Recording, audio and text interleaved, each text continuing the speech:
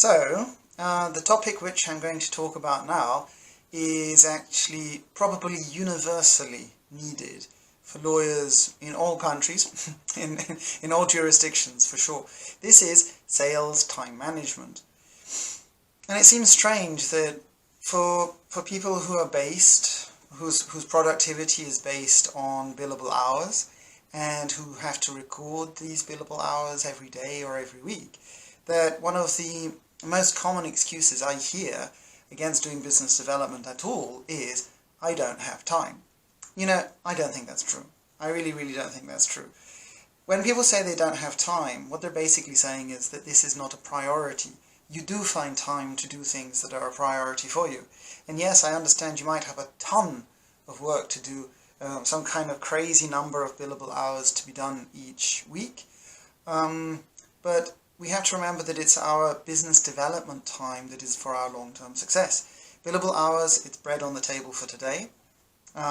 Business development, it's for all of your future bread, for everything that's coming in future. Business development time is more valuable than billable hours, but it will just take us a little while to really understand that. One of the key concepts that I like lawyers to understand when I do training with them is called the urgency importance diamond. So it's a little bit of a strange name, but what this means is you really shouldn't be having a single to-do list with a list of priorities from urgent to least urgent. You could look at things in a slightly different perspective, measuring them on terms of, well, rather if they are urgent or non-urgent for you, and if they are not important or non-important for you as well. So by having these two parameters, you create a grid. You create a diamond with 4 quadrants, the urgency importance diamond. We can see that if something is both urgent and important, you better do it quickly. That's a crisis. But you might have something on your to-do list which is not urgent for you, not yet, and not important either. These things are distractors. These things are usually quite fun. You know, if you want to catch up on some news, that's not urgent and that's not important. But we have other tasks as well. It's very good for us to have tasks which are important but not urgent. That's where you should be focusing on getting all of your tasks. Then you have time to plan and arrange things. And be careful, there's another quadrant which is tasks which are urgent but not important. So these might be urgent for somebody else. It doesn't mean that you have to be doing them. This is a quadrant of deception. So by using the urgency importance diamond, you can place the tasks, like physically place the tasks on this quadrant and see where you should be focusing your time. So if everything is always being in urgent and important, then you're firefighting, you're having a crisis. That isn't going to be sustainable. That's not a good position to be in. You can get a different perspective on priorities to do. It doesn't mean that if you have tasks which are not urgent and not important, you shouldn't be doing them. You can use these as kind of rewards, as a little bit of glue to hold together the other activities that you do. So I recommend reading up in my book, my materials about the urgency importance diamond, and then actually trying to apply this. It gives a different kind of insight into what priorities should be given to tasks. And one of the most common mistakes I see lawyers making is that lawyers are generally far too ambitious. You know, we have to balance expectation versus reality. It's a good idea to do time tracking. So what this means is, to be honest, anything that you want to do is going to be taking more time and longer and more frustrating than you expect. Everything takes longer than we want. Lawyers tend to be far too over-ambitious. They underestimate the time that a task is going to take. They think, oh my goodness, I can just send this email off, it'll take me 10 minutes. No, it won't, because you can't find the email address that you're wanting to write to. Then someone phones you and distracts you. Then you've lost the email address again. Then you realize you had to put somebody on CC. Then you forgot what it is that you actually wanted to be writing about in the first place. So, expectation versus reality. I would really recommend being a little bit less ambitious and a little bit more realistic. Now, I myself, I make a to-do list of 10 things to get done in the morning, and probably there's really only time for 2 or 3 of them at most. So try time tracking. Track how long, when you make your to-do list, predict how long it's going to take you to do, let's say half an hour, and then do time tracking. See how long it really takes you to do. And with time, with repetition, you can get your time tracking to better match reality. I think that's a very good idea in terms of setting your expectations. And maybe you could try time blocking. If you have your own office, you could take one of those little signs from a hotel where it says, "Do not disturb." And you can hang that on your door. And you can put on your timetable blocked time. It is entirely appropriate that there are some times when you're not approachable. For example, you're speaking with a client, or you have a meeting with a managing partner. There are times when you are not approachable. I would really recommend some time blocking for you yourself, where you have to get some specific tasks done. A lot of partners in law firms, a lot of managing partners, they try to have this open door policy where they're always possible to be reached. This is really a bad idea in terms of efficiency. So much time is lost through interruptions. So again, I would be a little bit selfish with your timetable. Have some time blocking where a person, they know that they do not disturb. You put that do not disturb on your door, and then they shouldn't come and disturb you. So time blocking and do not disturb really basically go hand in hand together. I think this is very important in terms of forecasting how long you think something is going to take in time tracking, and then putting it on your timetable, and then maybe using time blocking and do not disturb so that people don't bother you. Because be careful, if a task, we can think of tasks as gases, if a task doesn't have a deadline, it's entirely possible for it to expand to infinity. You have a contract to write, and you're a young lawyer, so you're going to spend all day doing that contract. Fair enough. But then it turns out the managing partner wants it from you, halfway through the day. Your time is shrunk, and you'll do it to the best of your ability during the half day. And even worse, turns out that someone needs it to be done within a couple of hours, and you can squeeze it further. So what this means is that a lot of tasks have a certain degree of elasticity. Young lawyers tend to spend too much time on things. They're trying to be perfectionists, they're trying to make the best possible work product. I think as we get a little bit older, we realize how much is good enough, and that is enough. So think of tasks as gases.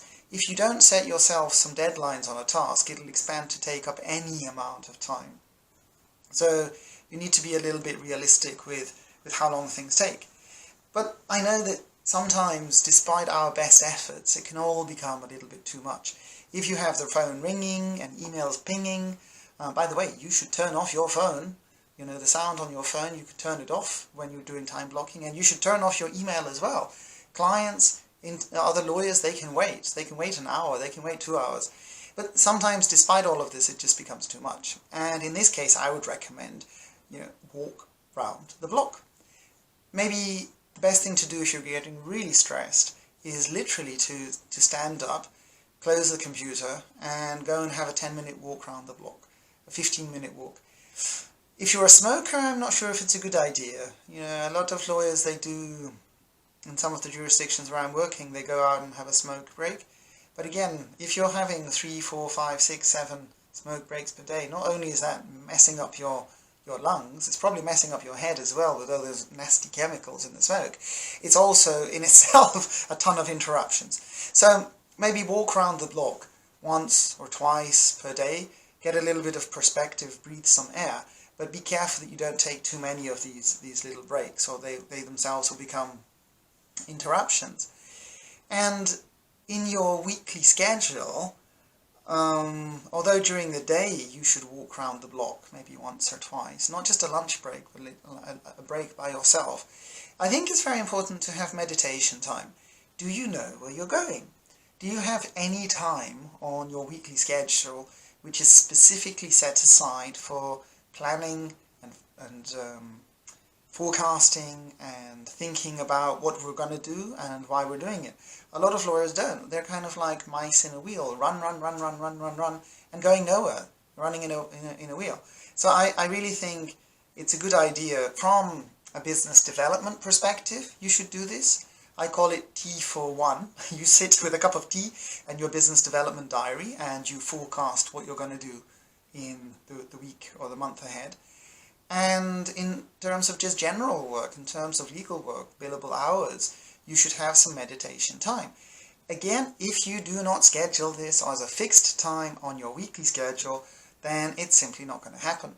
Your meditation time, it might be once a week for 10, 20, 30 minutes.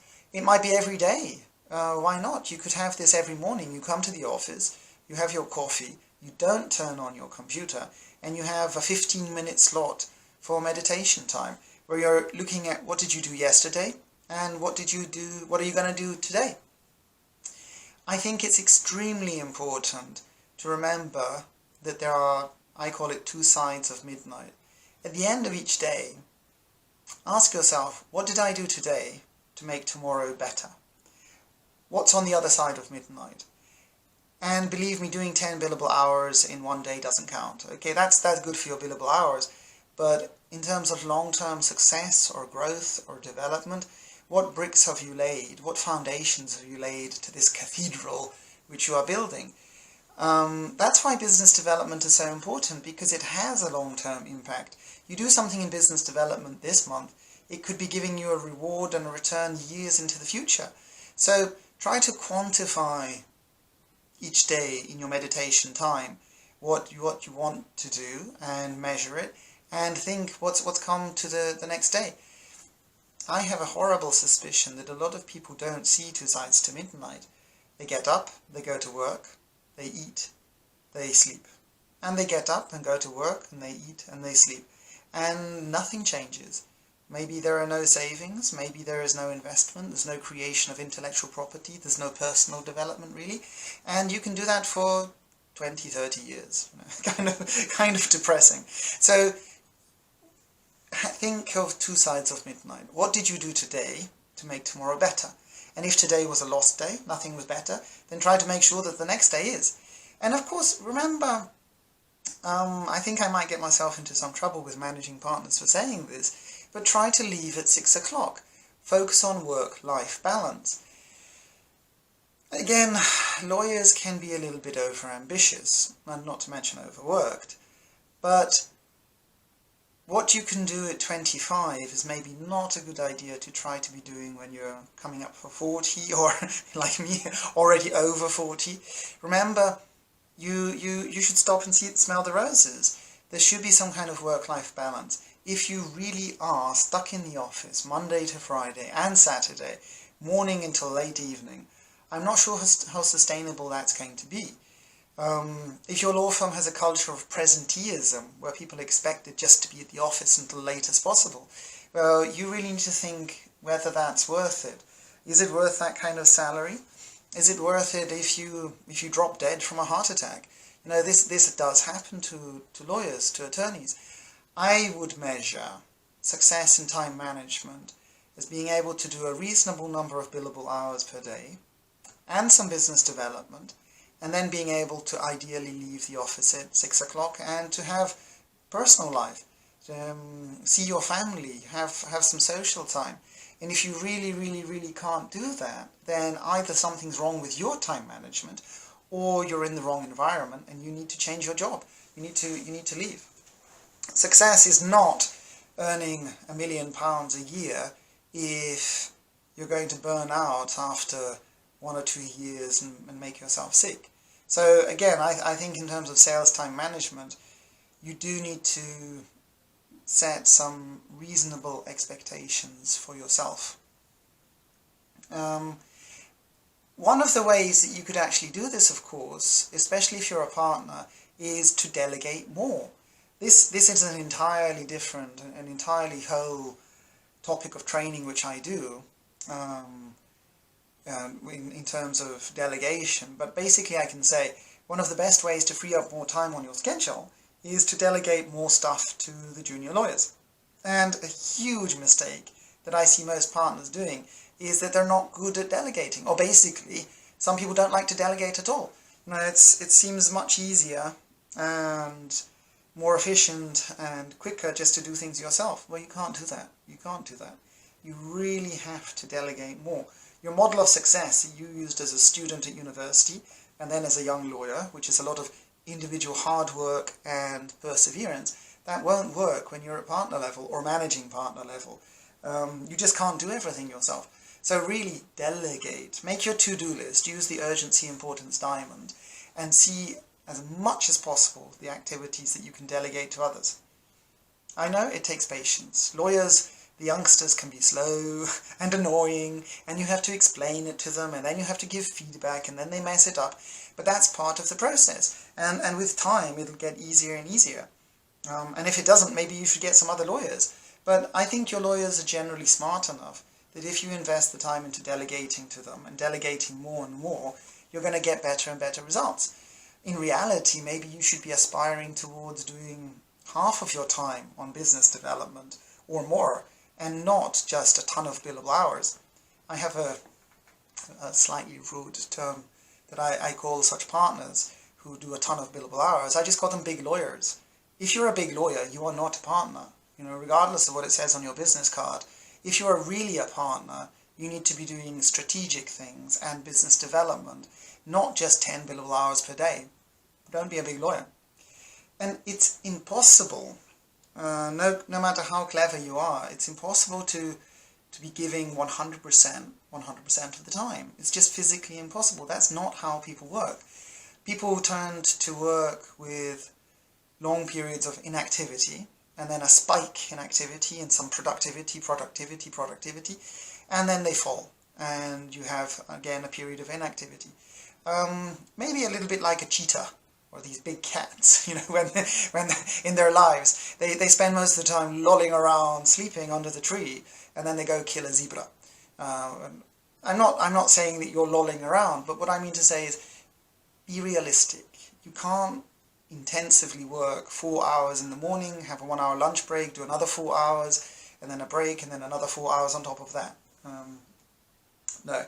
So remember to scatter tasks.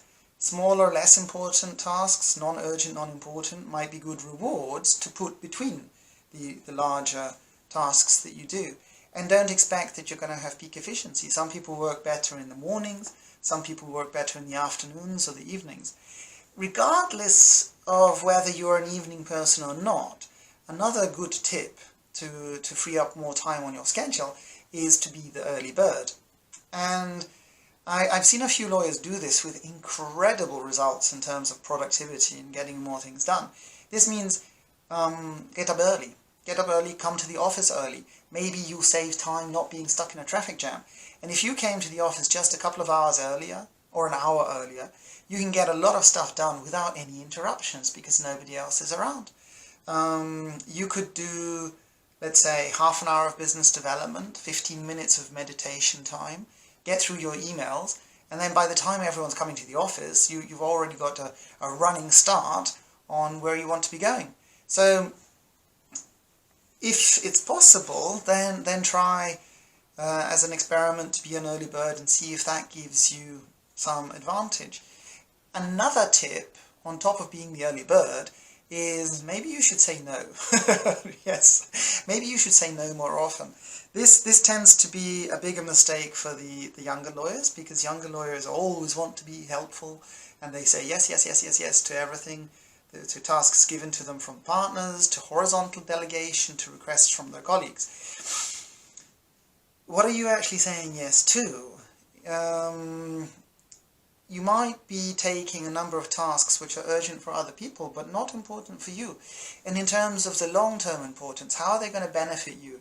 If you made a list of all of the things that you did today, and then you compared that list to all of the things that are going to be on your personal annual review, what is the connection between them?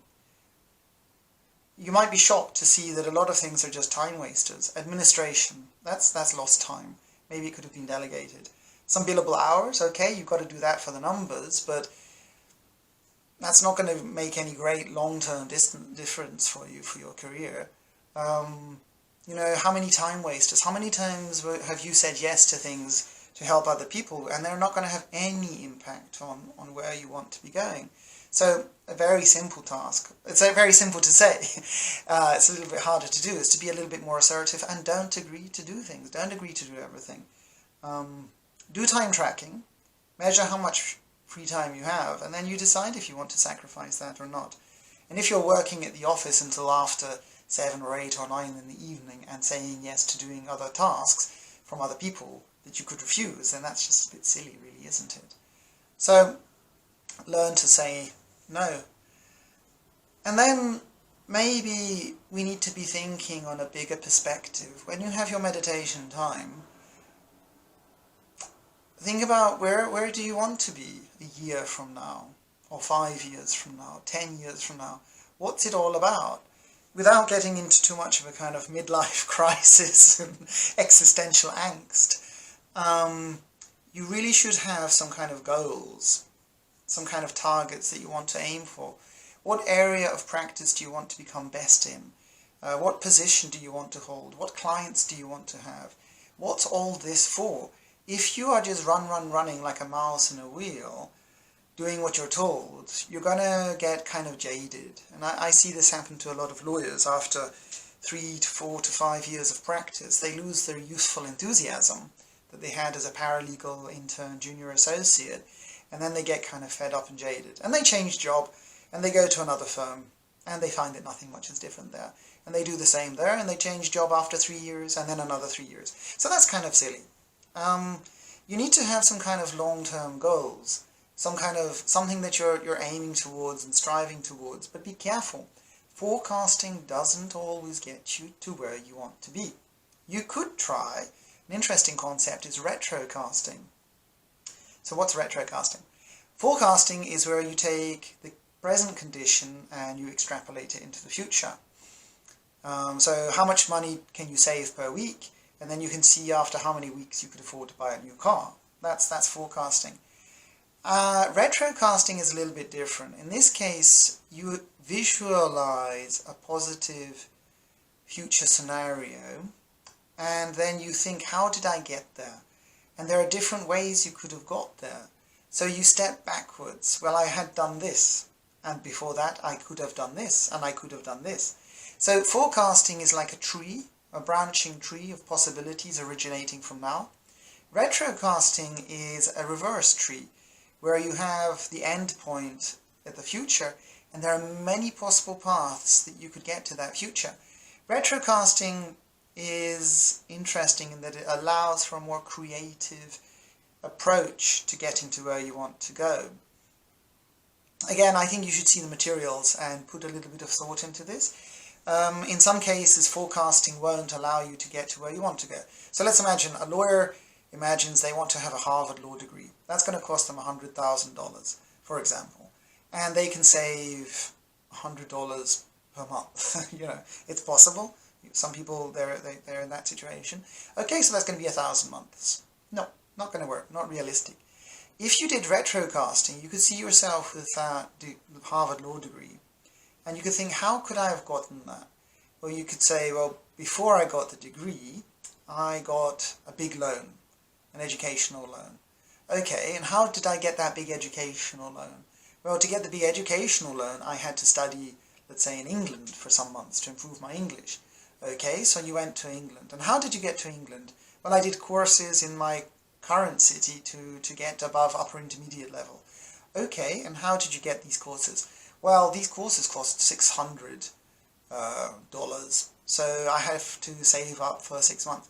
So you go backwards. You go backwards from a future scenario to imagine how you could have got there.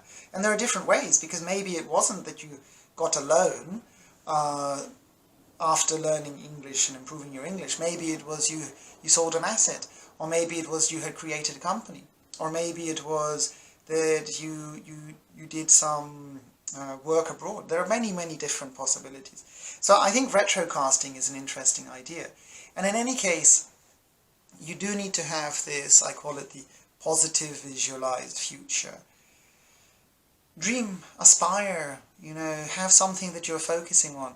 Where would you like to be on Tuesday the 1st of January 2030? So I don't know when you're watching this video, But from now, that's a little while off into the future, over 10 years into the future. If you have some dreams and ambitions to aim towards, then it's going to make things a lot more fun, and it's going to help you in terms of staying focused in time tracking and time blocking, and knowing what you're aiming towards. So be sure to have a positive visualized future. And your future, it might not be one. You could have a thing called, you could do a thing called Trident Planning. So maybe there are 3 possible futures. There's a best case scenario, a worst case scenario, and a mid case scenario, let's say. And at the present time, you should really be prepared for all 3 of those eventualities. And maybe each of those eventualities also have 3 eventualities. So like a time tree. And if we look at that, then there are 9 possible scenarios at the end of this. So again, it takes a little bit of time, but I think Trident Planning allows you to map for different contingencies and to give different perspectives. So what happens if you get that promotion, or you don't get that promotion, or you get that promotion and you rapidly get another promotion afterwards? And then what happens if once you've got that promotion you realize you're overworked, or you're underworked, or you don't like it, or everything's wonderful? So you can do this kind of Trident Planning, tridents upon tridents, to get a possibility tree.